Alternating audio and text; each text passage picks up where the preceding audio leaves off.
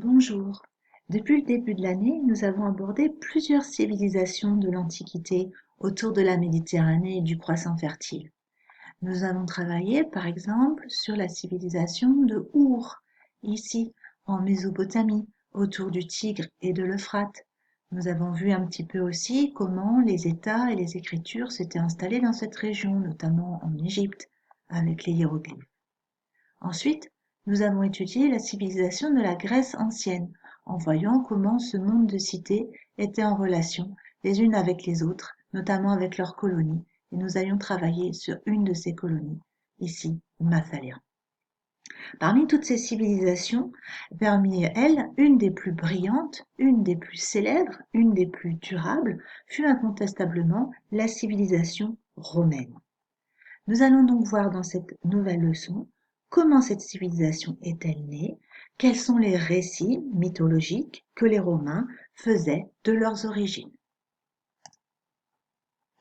Dans notre cahier, sur une nouvelle page, nous allons donc noter le titre de cette nouvelle leçon, Rome, du mythe à l'histoire.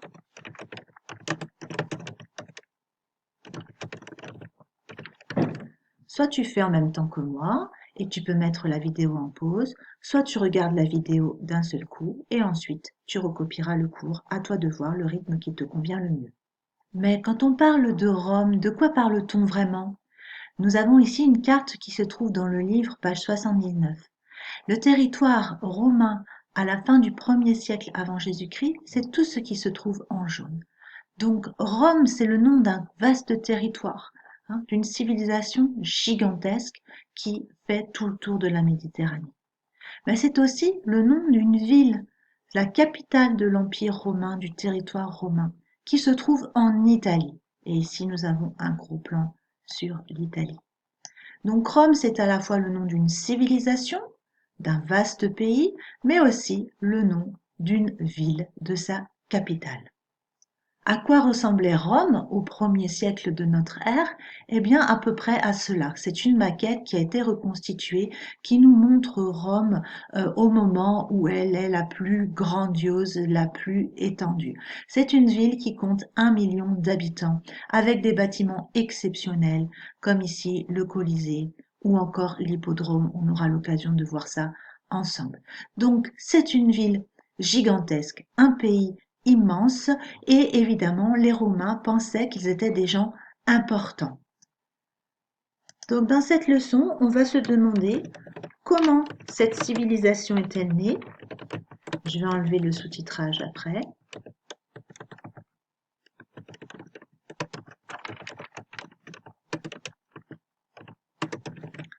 Quand je dis comment est-elle née, je vais me demander avec vous à quel endroit, à quelle époque, autour de quel peuple est née la civilisation de Rome. Et aussi, on va s'intéresser ensemble, et je continuerai en bleu, quels sont les récits mythologiques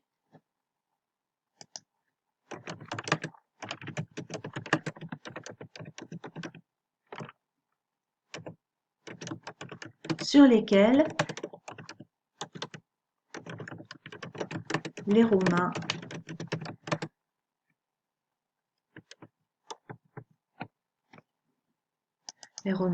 se basaient pour raconter l'origine de leur cité. Voilà, ça ce sont nos questions de base. Tout le cours va servir à répondre à ces deux questions de problématiques. Et nous allons donc commencer par la légende, par ce que les Romains imaginaient sur leur cité, donc sur les récits mythologiques. Ça sera donc l'objet de notre grand 1, grand vert comme d'habitude. On s'intéresse aux origines légendaires de la cité. On va voir ensemble des textes et documents qui racontent la légende de la fondation de Rome. Les Romains sont très inspirés par la civilisation grecque. Dans la civilisation grecque, nous avons vu deux grands récits, l'Iliade et l'Odyssée, qui racontent la guerre de Troie pour l'Iliade et pour l'Odyssée, le retour d'Ulysse à sa maison. Eh bien, les Romains sont très impressionnés par ces textes et dans leur légende, ils ont imaginé que un des personnages de la guerre de Troie était à l'origine de la fondation de leur cité. Pour eux, c'est Énée, le personnage qui est là sur cette poterie que vous avez dans votre livre, page 81, Énée qui est un personnage, un Troyen, hein, qui au moment de la destruction de la ville, rappelez-vous les Romains avec non, Romains, pardon, les Grecs avec le cheval de Troie avaient réussi à rentrer dans la ville, eh bien Énée s'enfuit de la cité en flammes et il porte sur son dos son père, hein, et il est accompagné de sa famille et il s'en va. Alors où va-t-il? Donc d'après la légende, Énée avec son père et son fils serait donc parti de Troie en flammes et aurait par bateau ensuite traversé une partie de la Méditerranée jusqu'à arriver dans cette région de l'Italie qu'on appelle le Latium.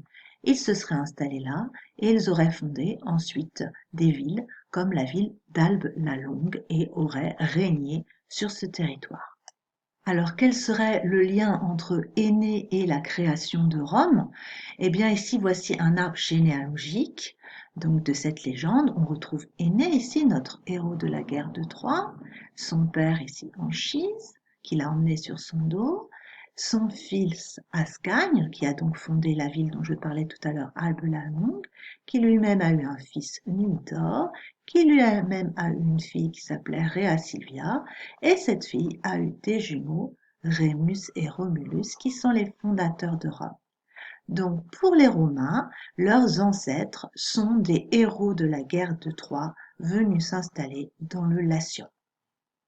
Je vous propose donc d'écrire dans le cahier la phrase de résumé suivante. Pour les Romains, les fondateurs de leur cité sont les descendants de héros de la guerre de Troie venus s'installer dans le Latium. Le Latium, c'est la région de l'Italie que nous avons vue sur la carte tout à l'heure. Vous l'avez vu dans la généalogie, les fondateurs de Rome, ou plutôt le fondateur de Rome, Romulus, donc ce sont deux frères jumeaux. On va s'intéresser sur ces deux personnages, que raconte la légende sur eux, on va redire un petit peu leurs parents et surtout comment ils sont devenus fondateurs de Rome. C'est ce qu'on voit maintenant avec un texte du livre qui se trouve à la page 92. Le texte de page 92 est un texte d'un historien romain qui s'appelle Tite-Live et qui écrit au 1er siècle après Jésus-Christ. Donc je lis avec vous. Devenue mère de 2 enfants, la Vestale Rhea Silvia attribue à Mars cette douteuse paternité. Mais ni les dieux ni les hommes ne peuvent protéger la mère et les enfants de la cruauté du roi. La prêtresse est mise en prison et l'ordre est donné à des domestiques de jeter les enfants dans le fleuve. Par un signe éclatant de la protection divine, le Tibre laisse flotter le berceau qui porte les 2 enfants. Descendus des montagnes d'alentour, une louve accourt au bruit de leurs cris et leur présente la mamelle, oubliant sa férocité. Faustulus, berger du roi, la trouve caressant de la langue les nourrissons. Il emporte les enfants chez lui et les confie aux soins de sa femme.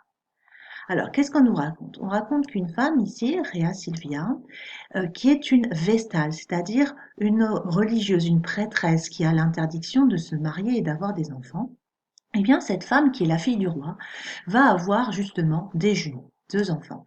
Alors, d'où viennent-ils? On nous dit, ben, c'est Mars, c'est le dieu Mars, hein, qui aurait été à l'origine de la paternité, hein, qui serait le père des enfants. Or, cette jeune femme qui a 2 enfants, normalement, elle ne devrait pas en avoir. Et son oncle, qui est le roi, va vouloir tuer les enfants parce qu'il a peur, ce roi, que les enfants ne veuillent prendre sa place quand ils seraient adultes.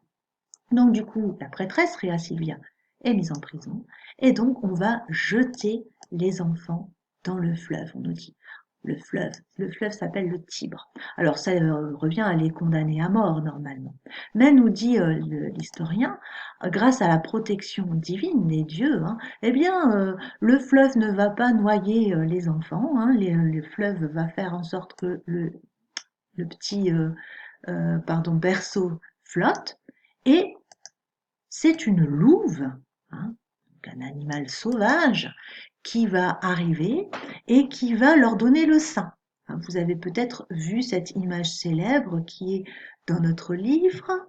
La voilà ici, page 78, où on voit donc une louve qui tend ses mamelles à deux bébés qui sont en train de boire le lait.